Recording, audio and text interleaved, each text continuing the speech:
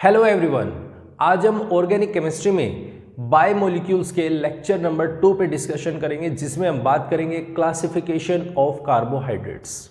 बहुत ज़्यादा important video है, पेपर के पॉइंट ऑफ व्यू से भी और समझ के पॉइंट ऑफ व्यू से भी बहुत ज़्यादा इंपॉर्टेंट वीडियो है। ध्यान से समझिएगा, ध्यान से सुनिएगा और कॉपी और पेन लेके बैठिएगा तो बहुत सारी चीज़ें इससे क्लियर हो जाएंगी। ठीक है, तो शुरू करते हैं हम। सबसे पहले क्लासिफिकेशन। इनमें हम जो कार्बोहाइड्रेट्स हैं इनका हम क्लासिफिकेशन किस तरीके से करते हैं, तो सबसे इंपॉर्टेंट और जो मेजर जो 3 तरीके का क्लासिफिकेशन है जिसके बेसिस पे हम कार्बोहाइड्रेट्स को क्लासिफाई करते हैं। तो सबसे पहला कौन सा है, जिसको हम बोलते हैं भाई पानी के बेसिस पे इसको क्लासिफाई कर दो। पानी के बेसिस पे मतलब हाइड्रोलाइसिस। हाइड्रोलिसिस के बेसिस पे हम इनको क्लासिफाई करते हैं, सबसे पहला और मेजर फैक्टर। ठीक है, दूसरा क्लासिफाई करने का जो तरीका है वो है मिठास के बेसिस में। मिठास मतलब जो आपने मीठी चीज, जैसे आप मेजरली जो यूज करते हो वो चीनी है, तो हम शुगर के बेसिस पे इनको क्लासिफाई करते हैं, शुगर के बेसिस पे। ठीक है, और तीसरा क्लासिफिकेशन है जो आप ऑर्गेनिक केमिस्ट्री में, जैसे आपने टोलेंस टेस्ट पढ़ा है, फेलिंग्स टेस्ट पढ़े हैं, ठीक है, तो उसी के बेसिस पे जिसको हम बोलते हैं रिड्यूसिंग शुगर और नॉन रिड्यूसिंग शुगर। ठीक है, रिड्यूसिंग, नॉन रिड्यूसिंग, इनके बेसिस पे इनको क्लासिफाई करने का तरीका होता है। तो सबसे ज़्यादा और जो इंपॉर्टेंट फैक्टर्स है जिनके बेसिस पे हम क्लासिफाई करते हैं वो ये 3 हैं। ठीक है, और इन तीनों के बेसिस पे हम अलग अलग तरीके से इनको क्लासिफाई करते हैं। जरा थोड़ा सा इसका पॉइंट समझ लेते हैं। हाइड्रोलिसिस का मतलब ये है, जैसे मान लो सपोज करो आपने कोई भी कंपाउंड लिया, पानी के अंदर आप अगर यदि डालते हो, जैसे मान लो सपोज करो, मैं एक छोटा सा एग्जांपल लेता हूँ। मैंने कहा भाई पानी रखा हुआ है एक ग्लास में या एक कंटेनर में, पानी रखा है, मैंने NaCl को डाल दिया, उसके अंदर NaCl डालेंगे। और NaCl अगर यदि डाल रहे हैं तो NaCl के बारे में आप सभी जानते हो कि वो जैसे पानी में जाएगा तो पानी में जाते वो डिसोसिएट होगा भाई, Na positive plus Cl negative में आयंस में टूट जाता है। मतलब हाइड्रोलिसिस के बेसिस पे हम क्लासिफिकेशन करते हैं, वो क्लासिफिकेशन करते हैं डिसोसिएशन के टाइप से। जो डिसोसिएट हो जाए और जो डिसोसिएट ना हो, जिसका कोई डिसोसिएशन ना हो, हम इसके बेसिस पे कुछ इस तरीके से क्लासिफिकेशन करते हैं। ठीक है, बात क्लियर है। चलो शुगर के बेसिस पे देखें, तो शुगर के बेसिस पे अगर यदि हम क्लासिफिकेशन करते हैं तो जो मीठे होंगे टेस्ट में, जिनका टेस्ट मीठा होगा, ठीक है, और कुछ ऐसे होंगे जो स्वीट इन टेस्ट ना हो, जिनका टेस्ट ही नहीं है, जो टेस्टलेस है, जिसको हम ये कह सकते हैं टेस्टलेस, ऐसे हो। और अगर यदि हम रिड्यूसिंग, नॉन रिड्यूसिंग की बात करते हैं, तो जो ऐसे कंपोनेंट्स जो रिड्यूस हो जाएं, इजीली रिड्यूस हो जाएं और जिनका रिड्यूस होना पॉसिबल नहीं है, उन्हीं के बेसिस पे हम अलग अलग क्लासिफिकेशन करते हैं। तो ये था इनका बेसिक ओवरव्यू। ठीक है, अब जरा हम इनके बारे में अलग अलग डिस्कस करते हैं, अलग अलग हम इसकी स्टडी करते हैं। सबसे पहला टाइप अगर यदि हम देखें तो हमने पढ़ा है हाइड्रोलाइसिस। ठीक है, तो देखो जरा एक बात समझ लेते हैं। कार्बोहाइड्रेट्स होते हैं, इनको हम एक नाम से जानते हैं, इनको हम ऐसा भी बुला सकते हैं सैकराइड्स। ठीक है, क्या बोल सकते हैं हम इनको, सैकराइड्स। कार्बोहाइड्रेट्स को हम सैकराइड वर्ड से भी जानते हैं, जो मीठे होते हैं, शुगर, जिनका नाम होता है शुगर। ठीक है, हम इनको शुगर भी बोलते हैं। ठीक है, अब हाइड्रोलाइसिस हमारा पहला टाइप है जिसको हम बोल रहे हैं हाइड्रोलाइसिस।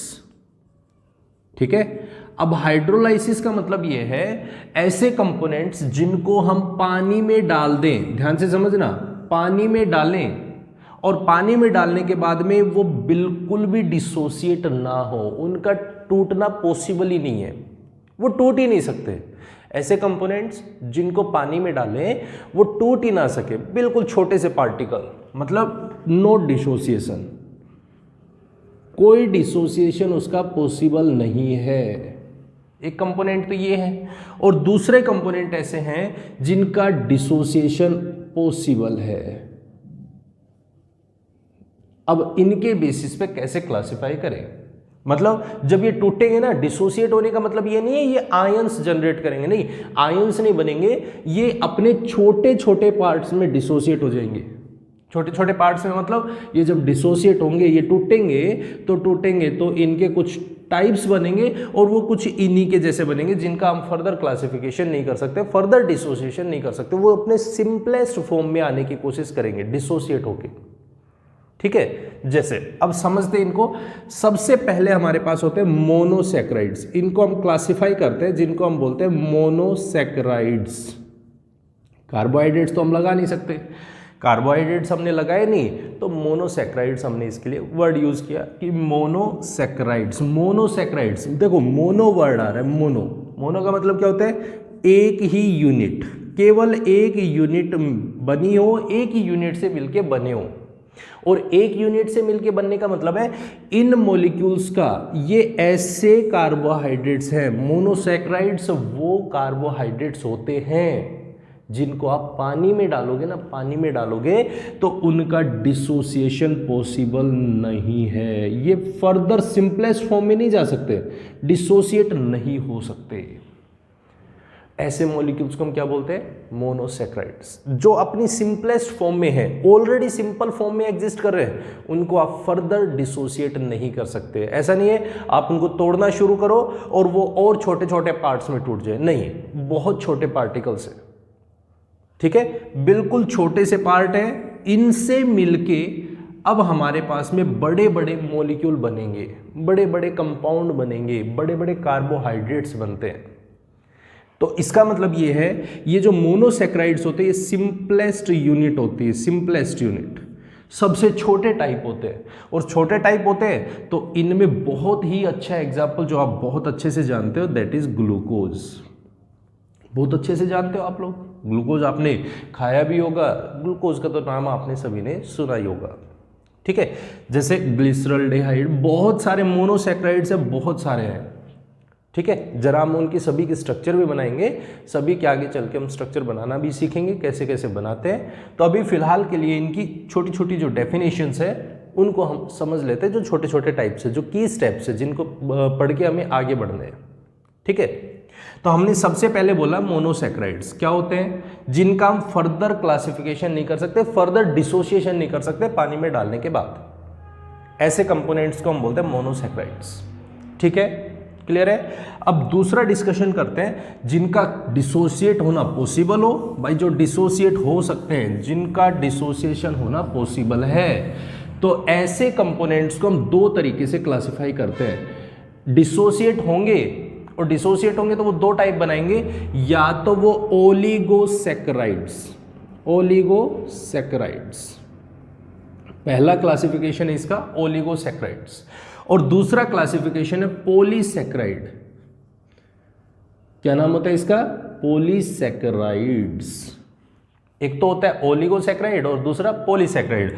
ओलिगोसैकेराइड्स तो वो मॉलिक्यूल्स हैं, ऐसे कार्बोहाइड्रेट्स को बोलते हैं जिनको हम हाइड्रोलाइसिस करवाएं, और हाइड्रोलाइसिस करवाएंगे तो वो अपने अंदर से 2 से 10 मोनोसैकेराइड यूनिट्स को जनरेट कर दे, छोटे छोटे टाइप्स को जनरेट करे, अपने अंदर से डिसोसिएशन करे, 2 से 10 तक का डिसोसिएशन दे। ऐसे मॉलिक्यूल्स जो 2 से 10 मॉलिक्यूल्स को जनरेट कर दे, that is known as oligosaccharide. छोटे छोटे टाइप्स में, जिनका फर्दर क्लासिफिकेशन नहीं होगा, डिसोसिएशन नहीं होगा, टूट के आएंगे तो मोनोसैकेराइड्स में ही आएंगे, चाहे ये ओलिगोसैकेराइड हो चाहे पॉलीसैकेराइड्स हो।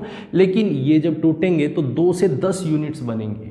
अब 2 से 10 यूनिट्स बनेंगी तो हम इनको क्लासिफाई करते हैं अलग अलग तरीके से, बहुत सारे नाम हैं इनके।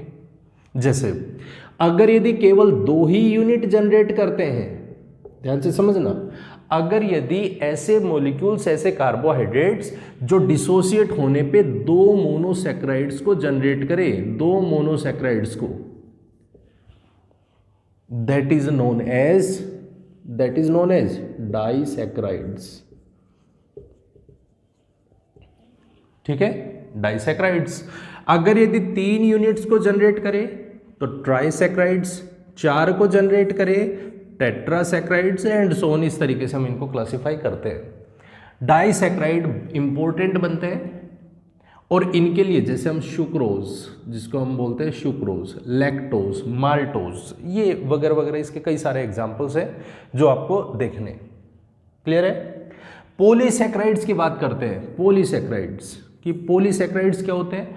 तो पॉलीसैकेराइड्स होते हैं जो अपने अंदर से 10 से ज़्यादा, अब कितनी भी यूनिट्स हो, इनफाइनाइट तक चले जाओ, इनफाइनाइट का मतलब 10-10 हज़ार यूनिट्स तक चले जाओ, अगर यदि ऐसे मॉलिक्यूल्स जिनको आप पानी में डालोगे और वो डिसोसिएट हो जाए, बहुत ज़्यादा आपको मोनोसैकेराइड्स यूनिट्स जनरेट करके दे दे, that is known as polysaccharides. ऐसे यूनिट्स को हम क्या बोलते हैं? ऐसे कार्बोहाइड्रेट्स को हम क्या बोलते हैं?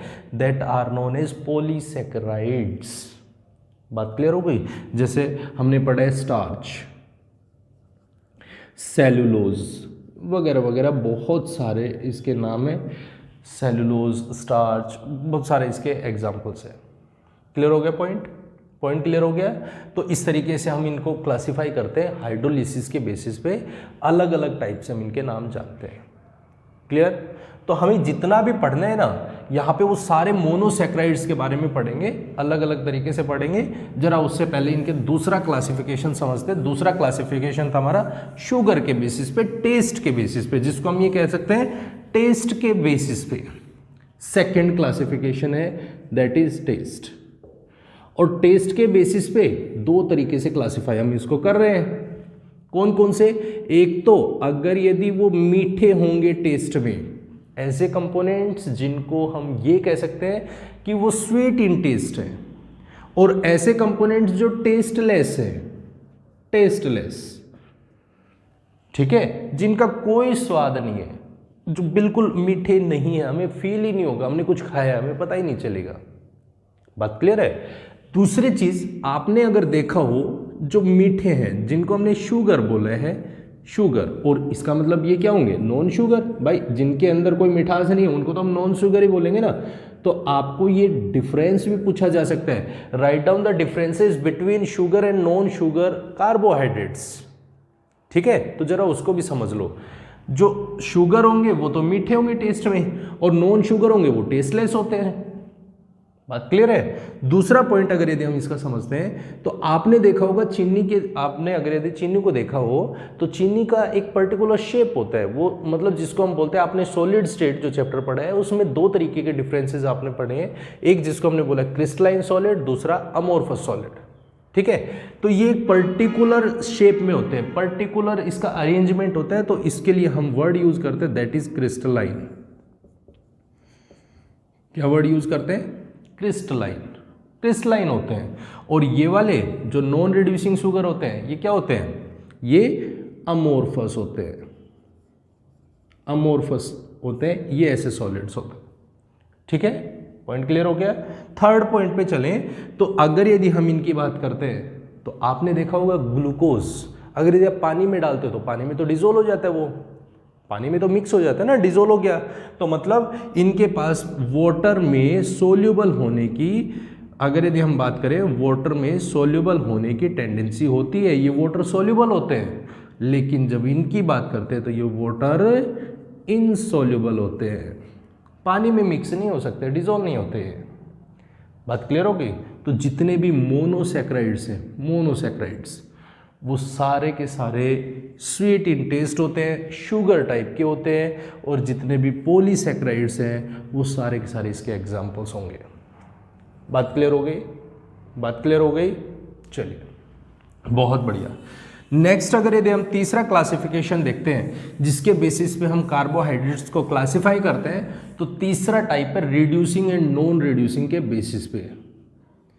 देखो, reducing and non reducing sugar, जिसको हम कह सकते हैं नॉन रिड्यूसिंग शुगर, तो रिड्यूसिंग शुगर वो होते हैं जो टोलेंस टेस्ट और फेलिंग्स टेस्ट को, जो टोलेंस टेस्ट होते हैं, फेलिंग्स टेस्ट होते हैं। ठीक है, अब टोलेंस टेस्ट का रिएजेंट क्या होता है, फेलिंग्स टेस्ट के रिएजेंट क्या होते हैं, तो ये मैंने बहुत अच्छे से आपको एग्जांपल्स जो एल्डिहाइड एंड कीटोन्स है उसके लिए वीडियो बना रखी है, आप जाके देख सकते हो। फिर भी टोलेंस टेस्ट का जो रिएजेंट होता है वो होता है AgNH3 का होल ट्वाइस पॉजिटिव चार्ज या OH माइनस, इसके बेसिस पे आप ले सकते हो। फेलिंग्स टेस्ट के लिए कॉपर का रिएजेंट होता है 2+ आयन विद बेसिक मीडियम, इसका यूज करते हैं। फेलिंग्स है, फेलिंग्स भी, तो ये आप देख सकते हो। ऐसे सॉल्यूशंस या ऐसे कार्बोहाइड्रेट्स जो टोलेंस टेस्ट और फेलिंग्स टेस्ट को रिड्यूस कर दे, that are known as reducing sugar. और ऐसे कार्बोहाइड्रेट्स जो इनको रिड्यूस ना करे, इनके साथ में रिएक्शन ना करे, that are known as non reducing sugars. बात क्लियर हो गई? तो जितने भी मोनोसैक्राइड्स हैं, मोनोसैक्राइड्स वो सारे के सारे रिड्यूसिंग शुगर्स हैं, और पॉलीसैक्राइड्स हैं वो नॉन रिड्यूसिंग शुगर कहलाते हैं। तो इस एग्जाम्पल को भी बड़े ध्यान से समझना, आप ध्यान से नोट करना है।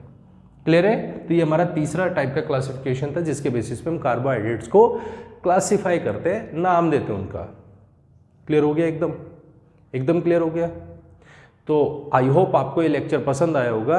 अगर यदि पसंद आए तो इसे लाइक, कमेंट और शेयर जरूर करें, और साथ में अगर हमारे चैनल को सब्सक्राइब नहीं किया है तो प्लीज़ चैनल को सब्सक्राइब जरूर करें। Thank you very much and have a nice day.